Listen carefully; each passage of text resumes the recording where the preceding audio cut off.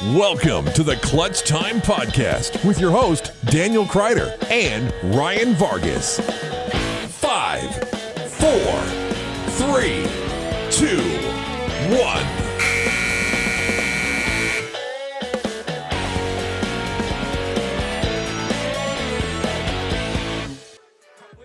1. Welcome back, everybody. Had a little bit of a break. Ready to get back at it. NBA All-Star Weekend. NCAA. A six-time NBA champion and five-time league MVP, Michael Jordan.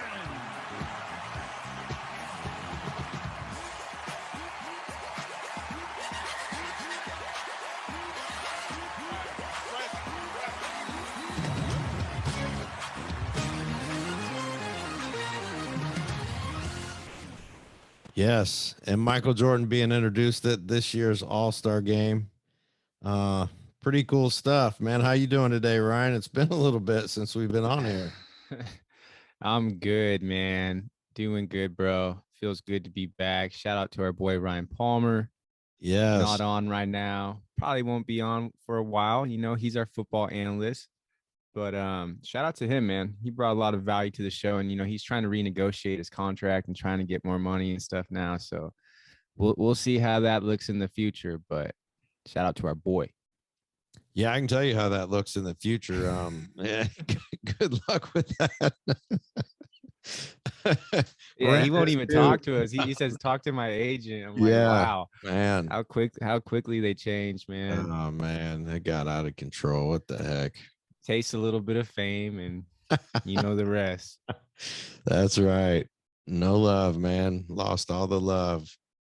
Well, man, let's get right into it, man. The NFL. We didn't get a chance to talk about the Super Bowl, so I thought we would touch on that. And again, I don't like to rub any dirt in anything or anything, but I think I called it. It was the LA Rams that ended up being the Super Bowl champs in a very well played game, by the way. That was not a blowout. I think it could have been had OBJ not got hurt. I think it would have been a lot worse, but Cooper Kupp got the MVP. That was a big debate as well, whether Aaron Donald or Cooper Kupp get that MVP. And I think, if nothing else, in that particular circumstance, I think it should have been a co-MVP. I think they both should have got it because they wouldn't have won that game had it not been for either one of those guys. Yeah, it's hard to argue that. I think that would have been a perfect situation for a co-MVP. But well-deserved Cooper Kupp, man, all season long. What that guy's done is absolutely phenomenal. His whole story is just pretty cool, and you love to see stories like that. But it was a pretty fitting ending having to be with Aaron Donald making the play on defense to win the Super Bowl, because that dude is a beast, man. He's a killer. He gets double teamed, and them guys structure their whole defense around this guy, or offensive line around this guy, so it's pretty amazing. And like you say, Cooper Kupp is that guy's unbelievable, man. I mean, he's not the biggest guy in the world either. This dude just knows where to be, knows how to make it happen. Well, he caught the one touchdown and ended up being, called back, but then he's just unreal to me. I think the guy is just, he deserves it as well. Like I said, it would have been like you said, it would have been the perfect opportunity to have a co-MVP. You got a defensive guy and an offensive guy who both, there's no way that team's winning without either one of those guys. So, yeah. And shout out to Matt Stafford, man. How cool is that, dude? A guy who's been through the ringer and just kept going and battled injuries, battled being a Detroit Lion. That in itself is a battle. Which was 10 times worse than the injuries. Yeah. He made it out and found a good situation, man. And that was cool to see, because we all know that Joe Burrow is going to be a problem in the NFL for years to come. And, when they can actually get him some protection, get him a line. That's going to be scary for the rest of the league. But it was good to see the veteran quarterback who's really put time in and find a good home in LA and win a Super Bowl, man. It's pretty cool. Yeah, they did it. And do you have any next season predictions? Any ideas who you're thinking is going to come out really tough next year? You know, I don't know. I'm really curious to see what happens with Aaron Rodgers. Yeah. Really curious to see that because I took a hot take a while back and I said I thought he was going to go to New Orleans and play with Sean Payton. Sean Payton stepped away from the Saints.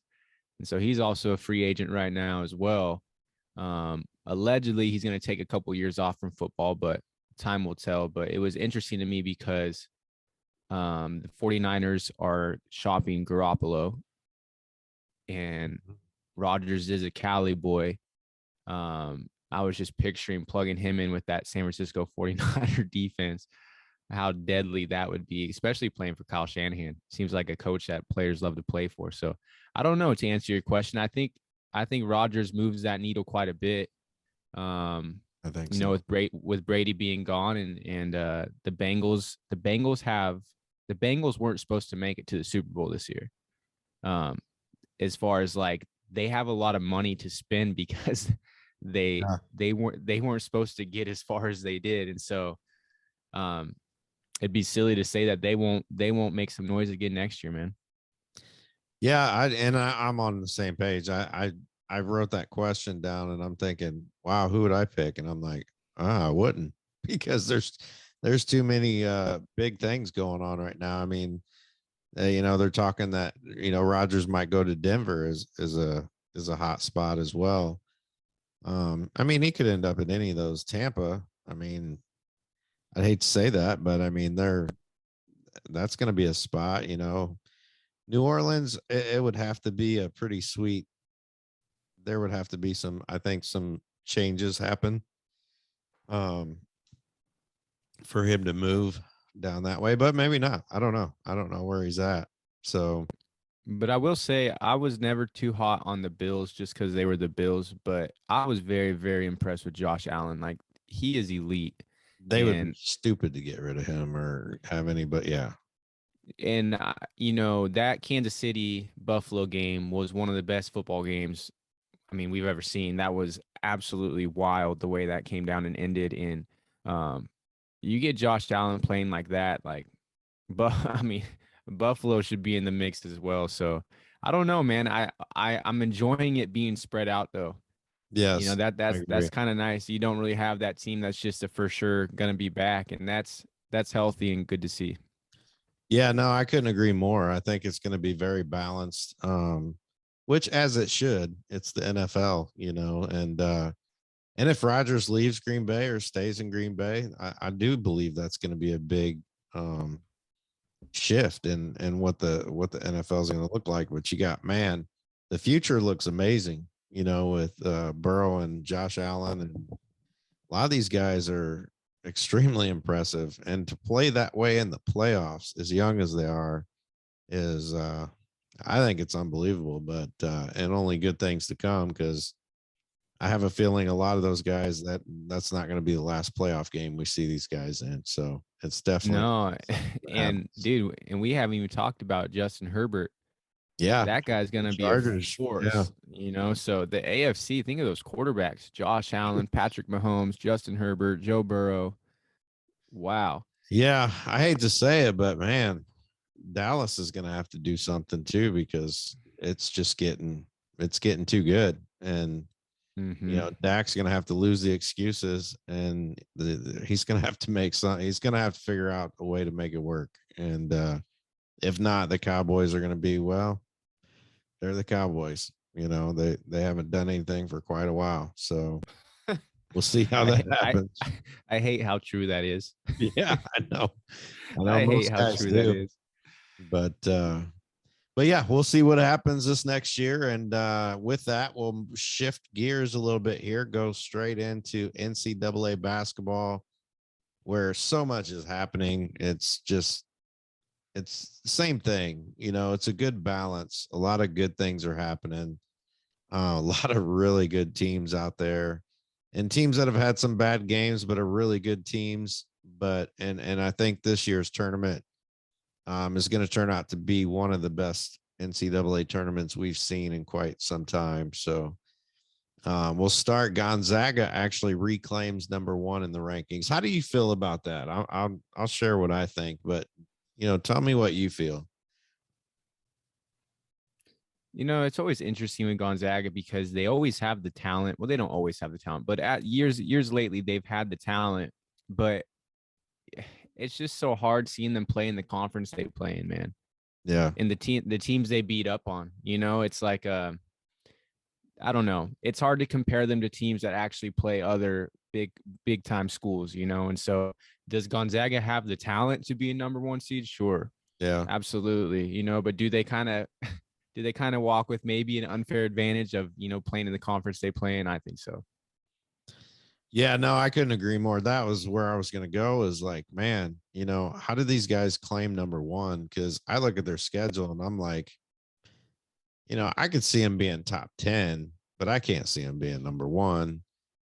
I don't know that. Well, I guess we'll find out real soon, because I guess it could be an advantage too, because they don't got to play as hard.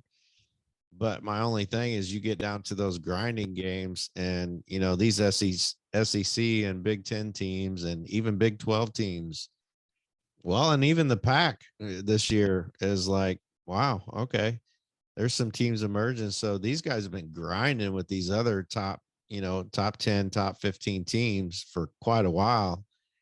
And, after a while, you build up, some toughness through all that. And I think that we'll see if it pays off, but they are in the number one. I'm not even going to go over any of their score of their games, because to me, it's not even worth talking about. Early in the season, they played some tough games, so you got to tip your hat there. But then after that, it's it, and but we did have some good games. Number 2 Auburn gets upset by unranked Florida, 63-62. Tyree Appleby had 26 points from Florida, and Jabari Smith still finished with 28. Tough game. Auburn is going to be, that don't look good, but I'm telling you, this team's good. This team is really good and very explosive. They got good size. They got the number one, Kessler, the number one blocker in the nation. So they got good size coming inside. They play pretty good defense. And I think they're going to be they'll be in the Final Four. I have a feeling. I think they're going to go on a nice little run. I like Bruce Pearl a lot. And it seems like no matter where he goes, he seems to have those teams that just get it, he sets that culture, I should say. Yeah. I feel like all of his teams always they play really hard and they're physical. Very much. And that loss to Florida, you're right. I mean, that was a game at Florida. Florida might not be ranked, but still, I mean, going back to Gonzaga, like, it's the Florida Gators, and they have good athletes. They were able to hold Auburn to 62 points, which is very low for them compared to other scores that they've had this season. So, looking at they've had 3 losses. One of them was to a ranked UConn team, and then the other one was at Arkansas. Other than that, man, they've won out, and so I believe they're 23-3. Yeah, 23-3. So I think you're right. I think that they're gonna make a push, man. They're a good basketball team from the top down. They're very well coached. They have the athletes. Had they not lost to Florida, they'd probably be sitting in that number 1 spot above Gonzaga. But the tournament is right around the corner, and no matter what conference you're in, you can't hide in the tournament, man. So now time will tell. These next 2 weeks are going to tell us a lot. And that's the other thing, is like for Auburn, for example, you're going against, an LSU team. You got a lot of tough teams, in that division that, that's what these guys are battling all the time, and then you got this week also number 16, Tennessee upsets Kentucky, which that one really floored me. But but Santiago Vescovi had 18 points. And, Kentucky is, I think they're another team. I think they're another one of they're definitely, I think they're very correctly ranked. But I'll tell you what, when they turn it on, them boys turn it on. And they play really well. They started out the season a little rough, a little slow. It wasn't quite, everything wasn't mixing quite right yet. And then it was like a switch went on, and they're going to be tough, man. They're going to be teams nobody wants to face, and Tennessee beat them pretty good though, 76-63. So I didn't get to watch that game, but you kind of wonder, man, I wonder what happened. But every team's entitled to a bad game as well, and that's what everybody's got to understand. Well, and that was a home game for Tennessee, and they were seeking revenge because earlier in the year, Kentucky popped Tennessee by like 30 points. Yes, they did. Pretty bad. So they definitely had that on their mind. Yeah, no doubt. And then we had number 11, Texas Tech beats Baylor. And I don't know. Texas Tech to me is just one of those teams. They're so dangerous to me. Speaking of teams you don't want to play in the tournament, that's going to be one of them. And they beat Baylor by 10, 83-73. Kevin O'Banner had 23 points. Akinjo had 18 points for Baylor. I'll tell you what, the one thing that they do exceptionally well down there is defense. That's a little higher scoring game than I think I've seen most of those games, but and Baylor's kind of going through something right now. I believe they got an injury or two going on down there too. And but they're going to be tough. They're going to be around. They're not going away nowhere. I don't know. I think Texas Tech is another really good team, and they got good size as well. It seems like that's the big breaker for a lot of teams is, you don't have to be giants, but to have good size, but not just good size, but good size that plays with defense really well. It makes for a tough opponent for anybody, Yeah. Yeah. And to know what you guys are good at and focus on being good at that, like not Right. trying to be something that you're not trying to play a style of basketball that doesn't suit your strengths. And I think you're right. I think there's always that team or a couple of those teams that are kind of sleepers. They're not really top 10 teams, top 5 teams, but they could be anybody on any given night. Yeah. And I agree with you. I see Texas Tech as one of those teams that can make some noise. They could. I mean, honestly, I could see them getting to the Final Four if they get in a good rhythm. I mean, they are that good. The biggest thing that I see that they do exceptionally well is their switch defense. If somebody gets beat, just their switches, if you ever get a chance to watch them, really pay close attention. Just the way they transition their defense, I'm like, wow, these guys are good, man. So I'll be looking forward to that. But my guys at Illinois got beat by Rutgers, which is another dangerous team. But man, they got beat pretty good. It was 70-59. Ron Harper Jr. had 16 points. Kofi had 20 points. That was a tough game to watch. I actually watched that game. And Illinois has got probably, and this isn't just me being biased, but I think they got one of the best front courts in the nation. And it was just one of those games that they couldn't get a rhythm and they weren't hitting shots and just couldn't seem to put it all together. But I will tell you this, Trent Frazier this year has impressed me so much. And it's not just him, but this guy is so quick and athletic and he can shoot it. He is really, really good. And pay attention because, I mean, Illinois is going to be another one that, and people have said that, but man, now that I see Rutgers, I'm like, good Lord, these guys could creep up. I mean, if that happens, then Big Ten could have quite a few teams in the tournament. So That'll be interesting as well. Rutgers is just one of those teams that they've just had a lot of ups and downs this year. It seems like they'll play a great game like this, and then they'll kind of fall off for 3 or 4 games, and then kind of bounce back again. They actually got beat by Purdue, I believe, today. If I'm not mistaken, let me check that for sure. I believe it was today, but yeah, they got beat 84-72 today. But you know, Jaden Ivey, man, Purdue, that's another team that's they're just they're so good, and they've had their moments as well, but they're really good. I fear anybody that plays a Big Ten team. That's how tough their season is. Yeah. Yeah. Did you happen to catch the Oregon Arizona game? No, but I will tell you, I was so this is what was going down. So I was trying to watch too many games at one time. And so I kind of got the multi-device thing going on. So I was getting notifications and updates, and I for some reason it said that the game was close.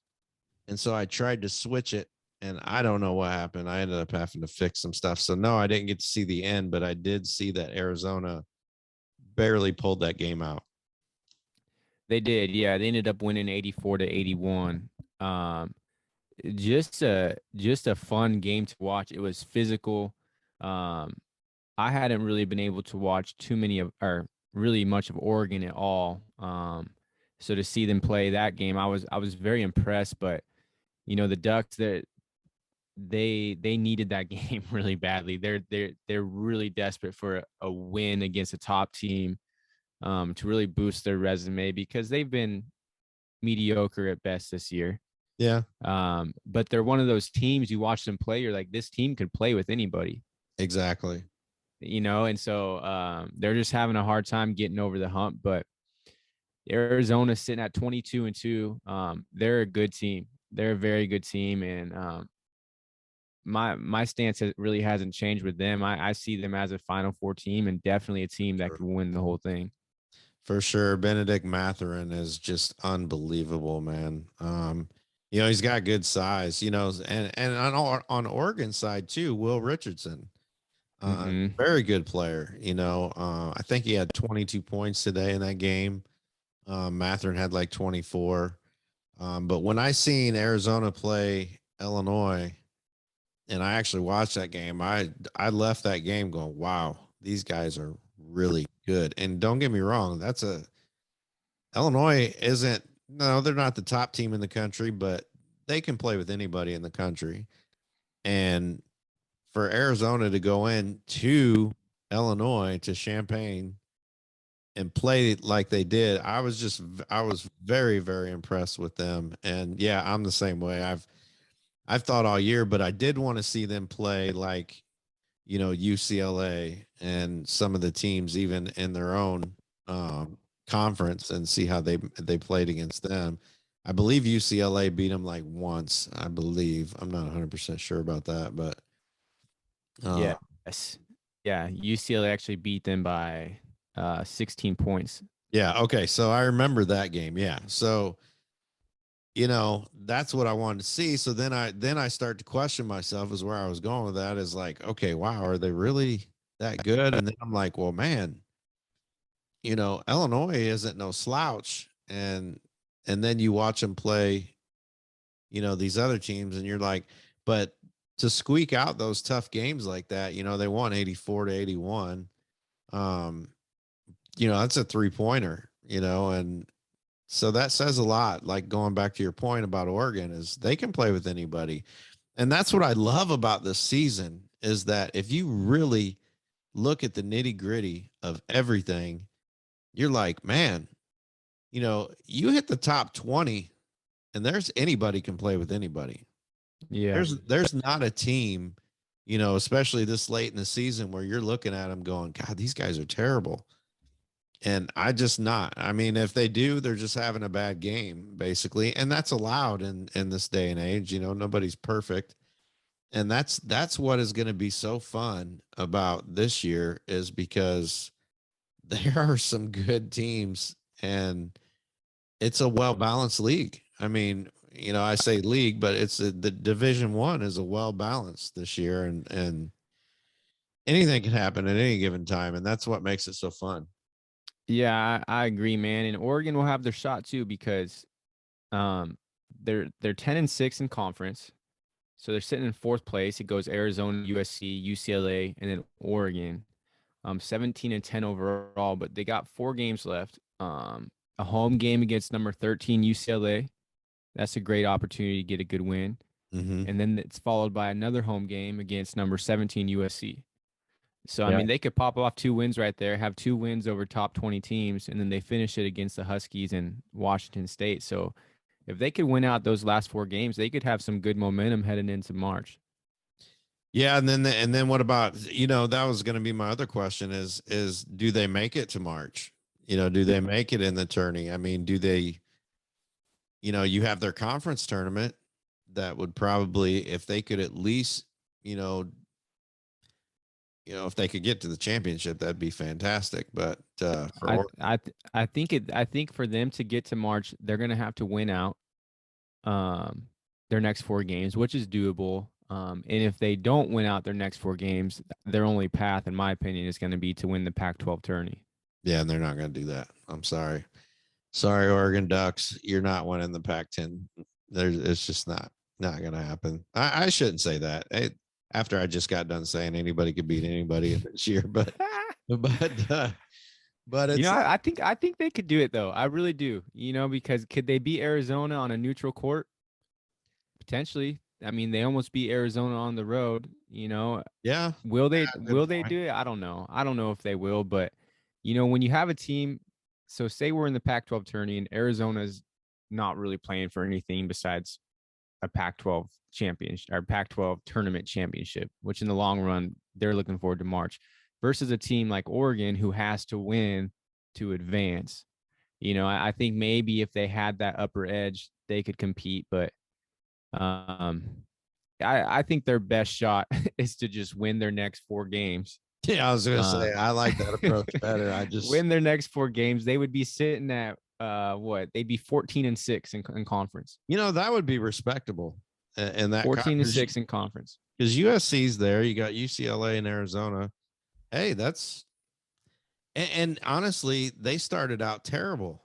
And so they're having to make up ground. So to sit where they are right now, I mean, that's a huge deal. I mean, that's so yeah, I shouldn't say that. I mean, like I said, they just almost beat Arizona at Arizona and only lost by 3. So like you said, yeah, I guess I shouldn't be so down. I guess they've been so up and down, but then now that you look at the record, have they really been down too much? Because they're really still playing good basketball. And yeah, I don't know. Interesting. They just had a weird start, dude. They did. Their start was what killed them. Otherwise I think they would have way more momentum going into this. And like they got crushed. Like BYU crushed them by 30 points. And then they lost to SMC. That's that's the game I was going to say. Like, how do you, yeah, I don't get it. Something seemed to click though, because as of late, there's definitely a lot more W's on the board, and they already beat UCLA once. They beat USC once. They did. So yeah, who knows, man? Yeah, no, that'll be good. And then we got number 10 Villanova beats Providence, 89-84. Colin Gillespie had 33 points in that game for Nova. So, a couple more teams there that, that'll be interesting to see. Villanova, even Providence is actually sitting at 8, which was surprising to me. But then I started really getting into the nitty gritty of it, and I'm like, okay, well, I guess they earned it. That's their stance. And then, yeah, so it's I think Providence is one of those teams that, man, they can turn it on. And there again, it's an up and down thing. Like you had, Tennessee played Arkansas, and Arkansas beat them by 10. And it's like, what in the heck? Jalen Williams had 13 points, and Zakai Ziegler had 12 points. And Yeah, that threw me off. I was like, in Arkansas, they beat a couple good teams this year too. So this year has just been a very interesting season. And then our guys at Texas Tech beat Texas. Bryson Williams had 17 points. And then for Texas, Andrew Jones had 20 points. Then my Illini bounced back 79-74. They've squeaked one out against Michigan State. And I mean, they squeaked one out against Michigan State. Kofi had 27. Tyson Walker had 26. Kofi is one of them guys. I'm going to be honest, as an Illinois fan, I haven't been a huge fan of his. But man, the more I look at his numbers, it's like, 20, 26, 28, I'm like, man, this guy is, and this is in the Big Ten, which is very tough. And I don't know.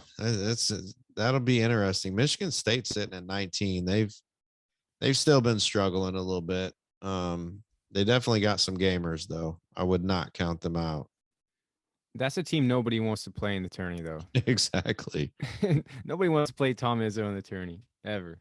Gabe Brown is tough. I mean, that guy is tough. And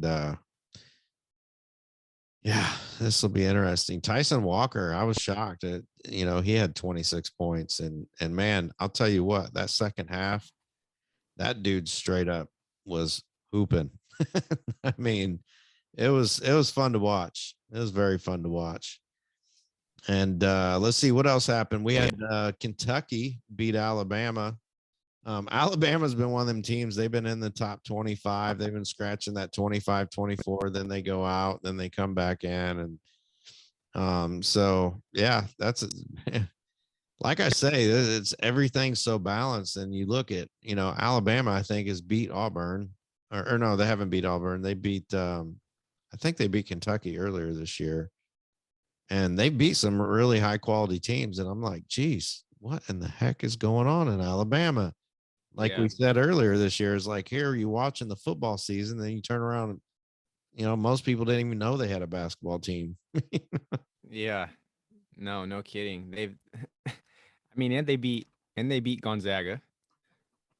They have big wins. They're just lacking that consistency. They're just not quite over that hump yet, but they're close, man. Yeah. They're flirting with it, and they have the players. They're physical, and they're in the SEC, and all of a sudden the SEC is a force on the basketball court. Yeah. And so, which is interesting because it hasn't been that way, and we've talked about that in the past, but yeah, they're a team that I think they're sitting toward the bottom of the rankings right now in that top 25, but they've been everywhere on that board this year. Yeah, I know. And that's the thing, is that I'm looking at them, and probably one of the biggest things is they get a little careless with the ball. They don't, there's some games where you're looking like, this is not the same team I just watched a week ago or 2 weeks ago. You know what I mean? And and sometimes, and it's like, once you let the air out of the tires, and let's say they end up getting a bunch of turnovers, that really affects their offensive game more so than other teams. So I think once they can't get that going, Alabama really struggles to find that groove per se, or, how to bounce back. And I think they're starting to click a little better in that way. I got some interesting stats. I was looking at NCAA teams at Division I as points per game. Gonzaga is number 1, which everybody figured with that weak ass conference. And then you have Arizona and Iowa at 3 and 4, and Purdue at 6 in points per game. So, that's not disrespecting Gonzaga. That's just talking real. I mean, even they know that, you know what I mean? So, but you look at Arizona, Iowa, and Purdue, and actually Oral Roberts is number 5. That's pretty impressive numbers. Then you have your rebounds per game leaders, and Arizona is number 1. Kentucky is tied at number 7. USC is actually at 9. Auburn's at 10. UConn's at 6. Gonzaga's actually at 2 there too.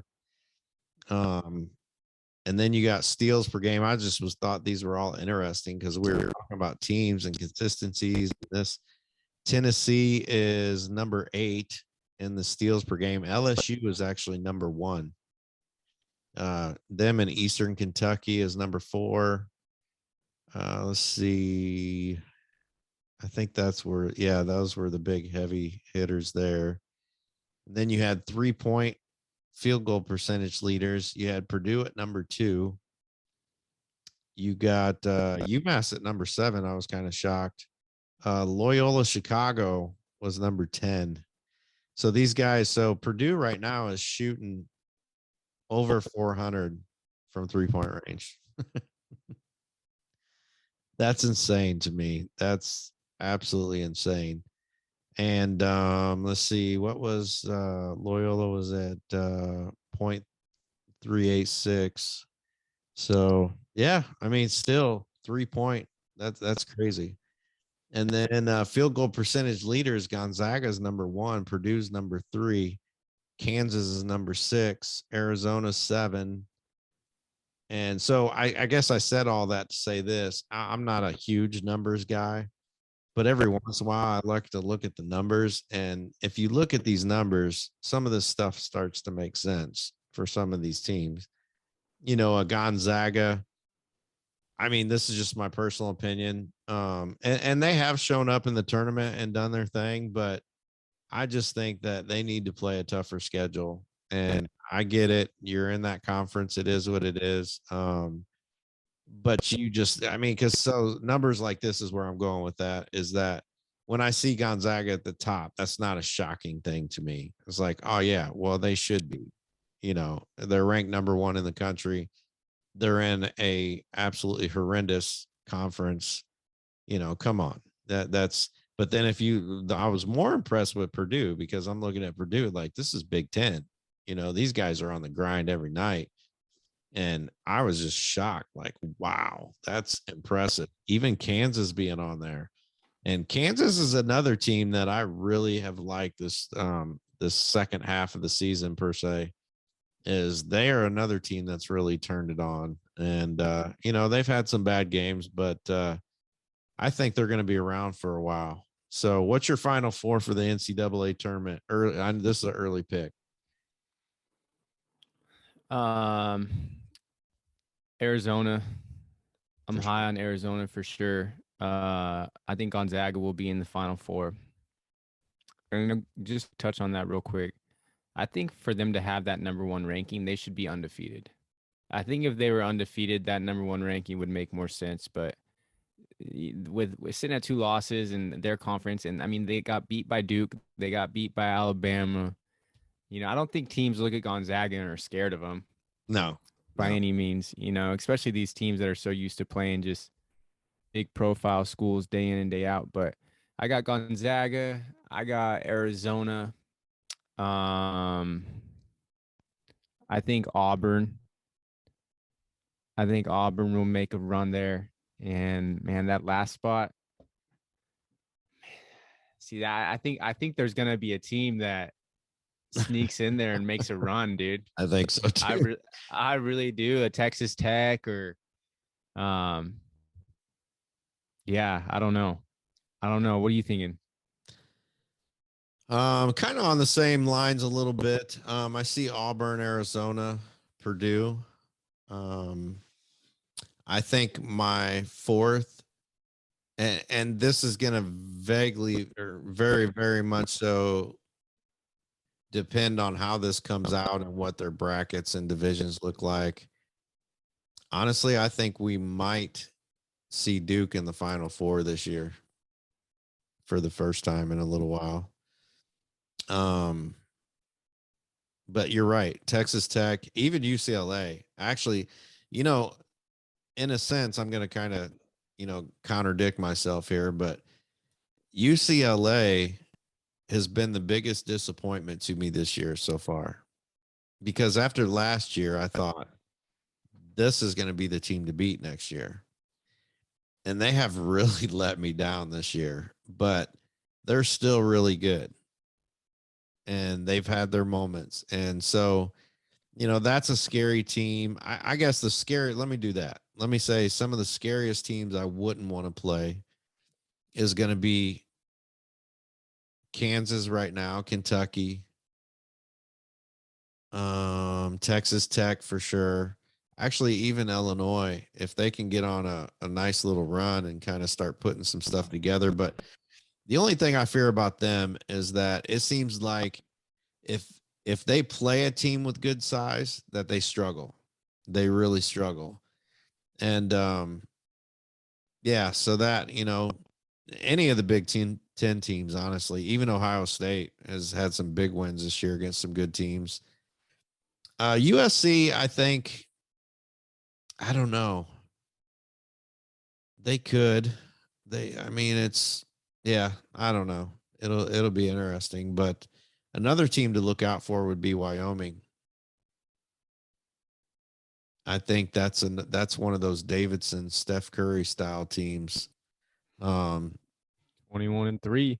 Yeah, they're 21-3. Yeah, it's scary. Like you said, Michigan State. So in the top, as far as the top 25 goes, it's a really well balanced top 25. You can't forget about your Houstons. Nova, Providence. But my scary teams who I wouldn't want to play in the tournament is definitely Kentucky, Kansas.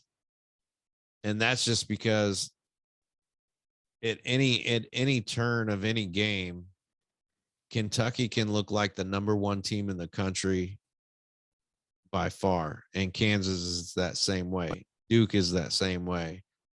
But it's like Kansas has had a history of struggling in the tournament. So has Kentucky.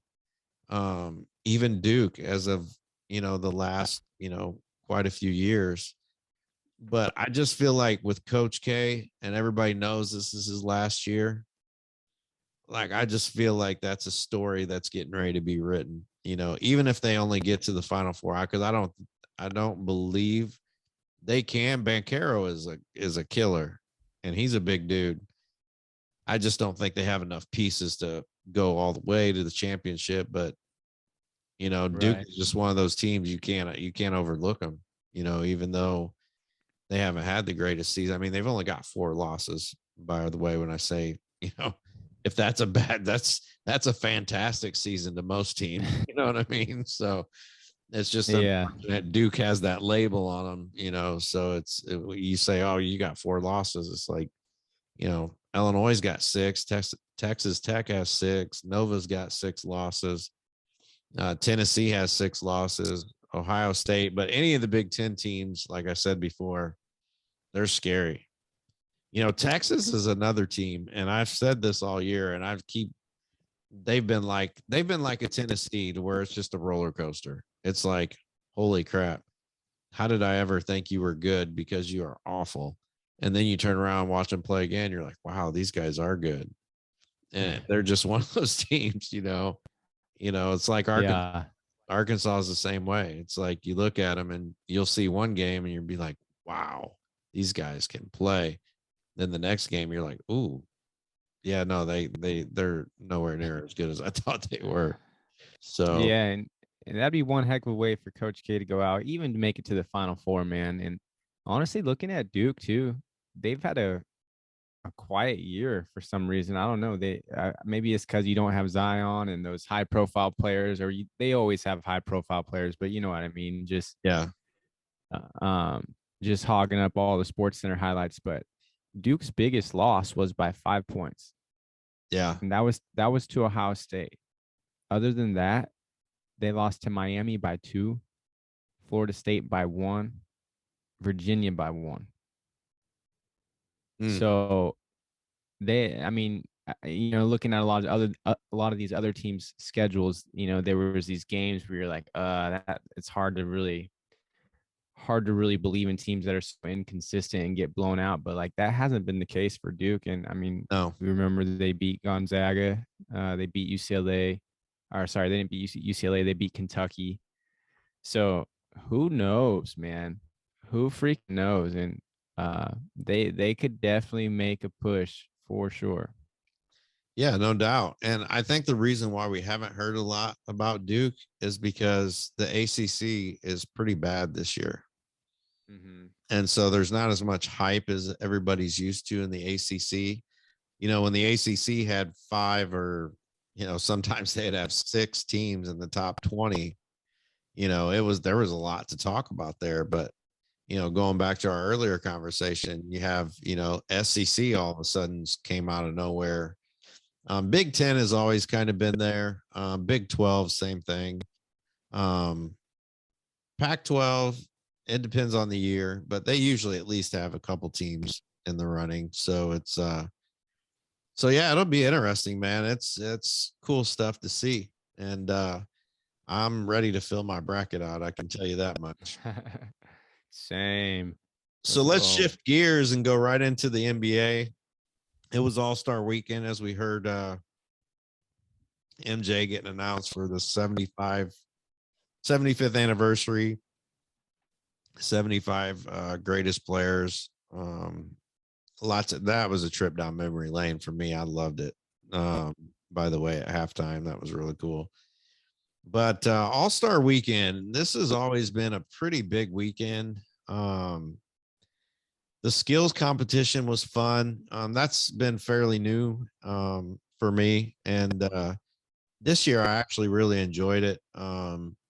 Jared Allen, Darius Garland, I'm telling you, I'm becoming a fan of that dude right there. He is tough.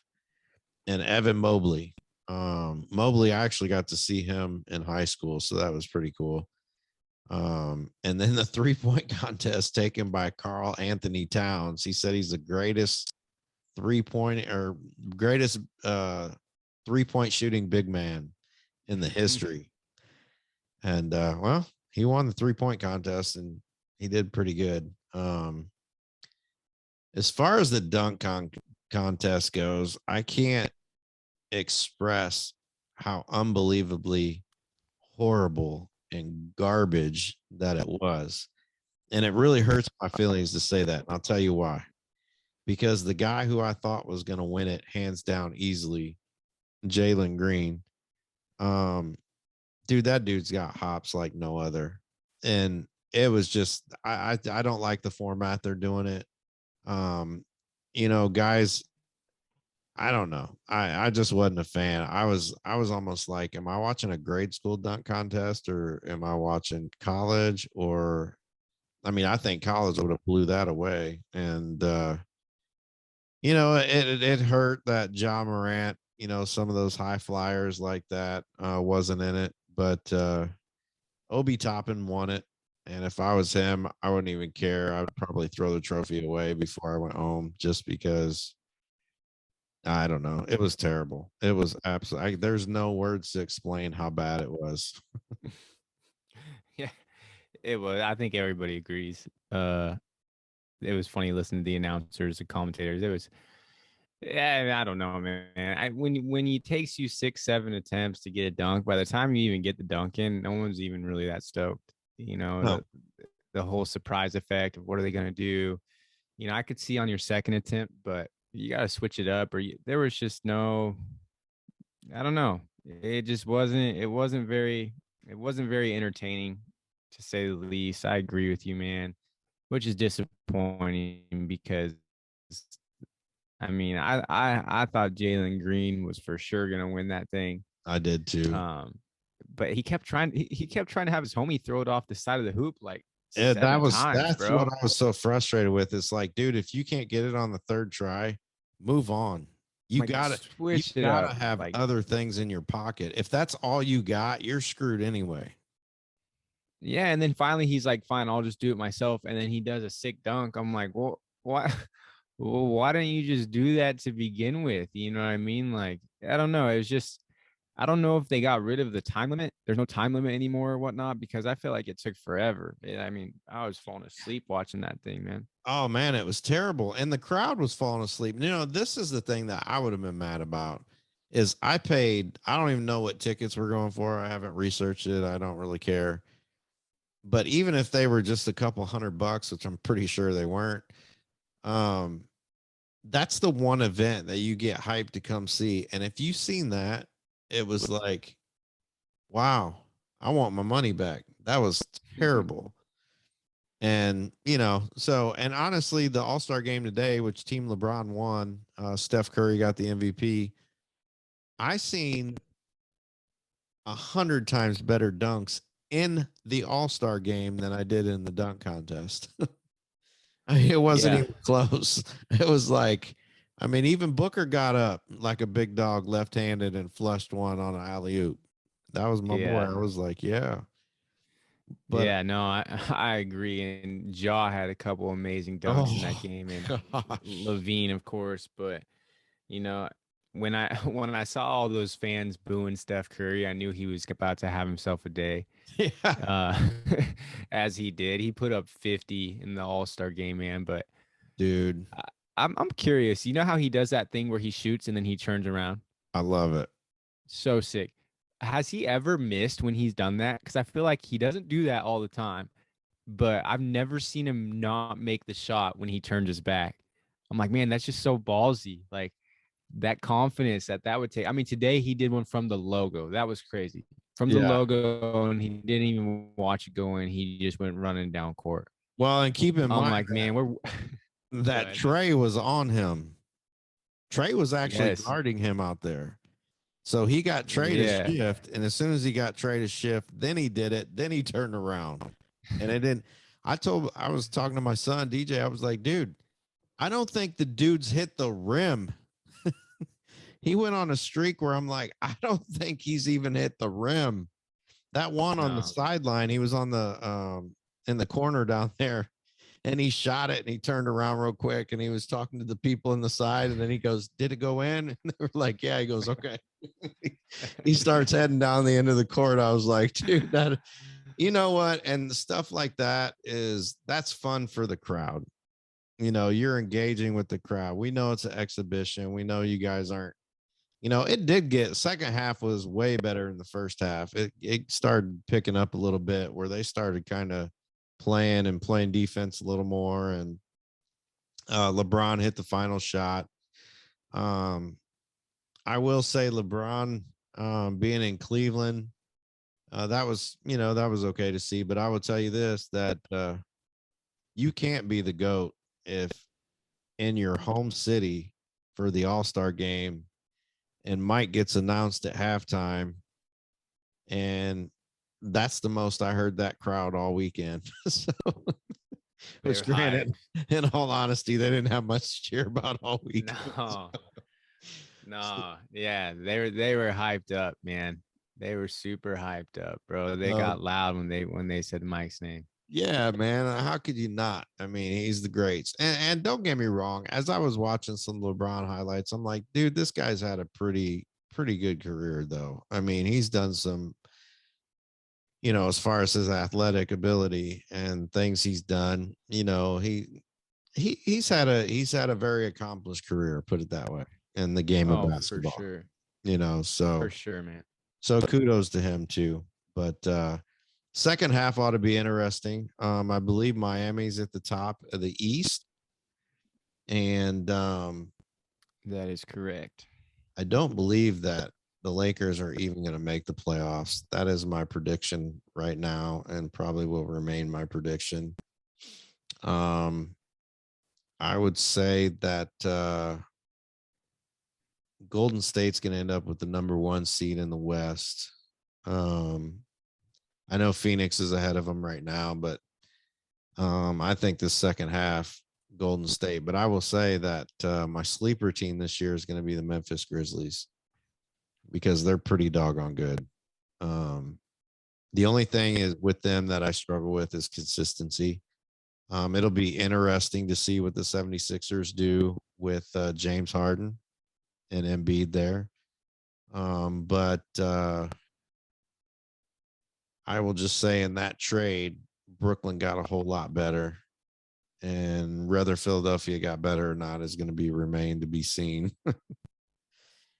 Yeah, I mean, because it was so much more than Simmons for Harden, and for sure. Brooklyn, from a business standpoint, they they really helped improve the franchise. I mean, Seth Curry is an asset, no doubt about it. Sure. Um, he's an elite shooter. We all know that. And then a big like Andre Drummond, it's a big post down there, a seasoned vet who's been in the league, who can help you win now.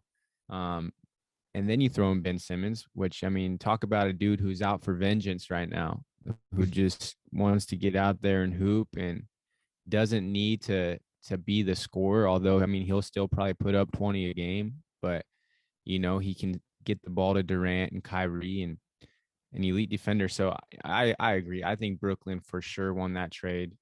Is Harden a great player? Of course he is, but you just never really know. You never really know with him, and what that will look like. Philly's a good team. So if Harden and Embiid can make it work, it could be scary. No doubt about It that. really But could. Yeah. And I don't, that's why I say it remains to be seen, because James Harden has played with more All-Stars than anybody. You know what I mean? Anybody. But I want to yeah, reflect on something I was thinking about. I got to thinking about KD and Ben Simmons on the same team. And I'm thinking to myself, what better way to get yourself better than to be with a guy that is, they're pretty close to the same size. Okay. They both can handle the ball. I don't know. I just have a feeling that this is going to be a very, very, very good situation for Ben Simmons.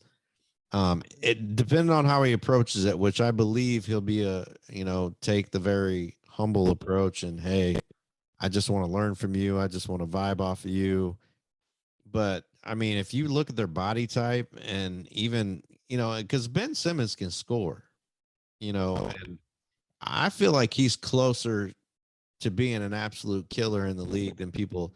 He's already plays great defense. So he's got the hard part of the battle done. Now we just need to lock in his shot and get him confident. And I'm telling you, I wouldn't want to play Brooklyn in the playoffs. No, no way. Not in the East. Not in the East at all. Although Miami ain't no slouch. Neither is the Bulls. So we'll see how that turns out. But this second half of the season is gonna be big time. But I am saying right now that the Los Angeles Lakers are not going to make the playoffs. And not only are they not going to make the playoffs, but there is going to be a huge stirring up in LA. And there's going to be a lot of stuff happen once that takes place.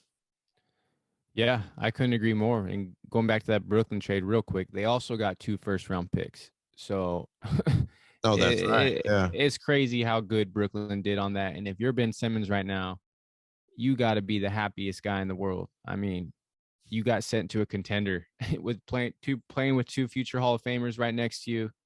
But Brooklyn, they got to get it going though. They got to get it going quick. They're in 8th place in the East. They've lost 8 of their last 10 games.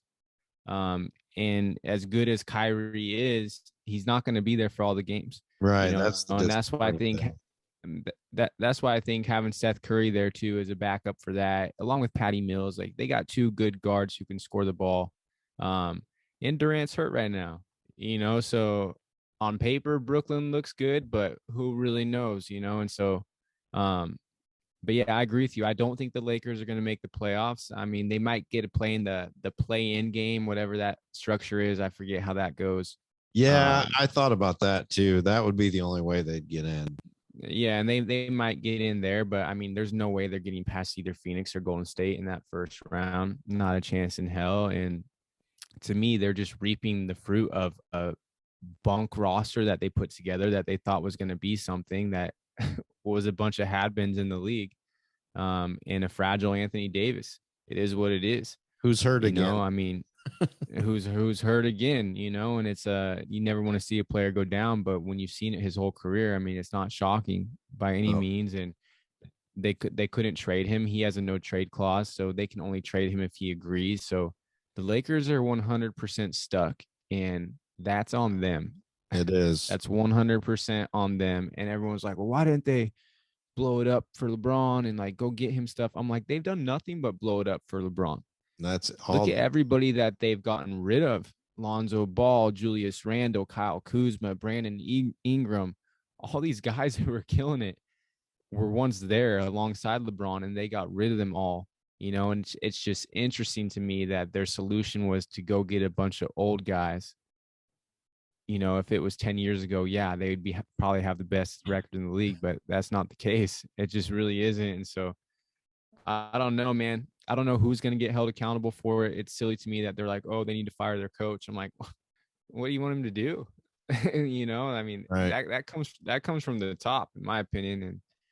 And that I'm just shocked that they're shocked that it's not working.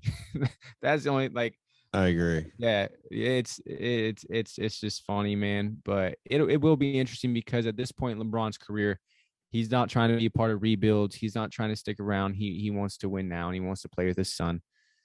So yeah. But my top team in the West, bro, Chris Paul's out right now. 6 to 8 weeks starting now. Mm-hmm. And I think that's going to be the time when Golden State gets to gain a little ground. They're 6 games back on Phoenix right now, but I don't think we've really seen Golden State mesh yet with Clay's return. And I think that's what we're going to start to see after the All-Star break. And I think they're about to go on a tear. I agree, and wholeheartedly agree. And which was weird because Chris Paul was in the All-Star game today, and he actually he checked in, but I kind of could see that he wasn't right, so he didn't last very long. But nevertheless, excuse me, at least he showed up. So yeah, so it'll be interesting. What do you think? Golden State, Miami, Golden State, 76ers, could be Brooklyn. I don't know. Who knows? I guess only time will tell. We'll see who's in the championship this year. Should be a fun second half of the year. And, that means that we are out of time, my friends. We appreciate y'all. We'll see what happens this next week. NBA, you got to do something with All-Star Weekend. That was terrible. I wanted to throw my TV out the window. That was bad. That was bad, man. Get it fixed, NBA. But we appreciate y'all. Make sure you like, share, subscribe, and we will see y'all next week. Love you. God bless.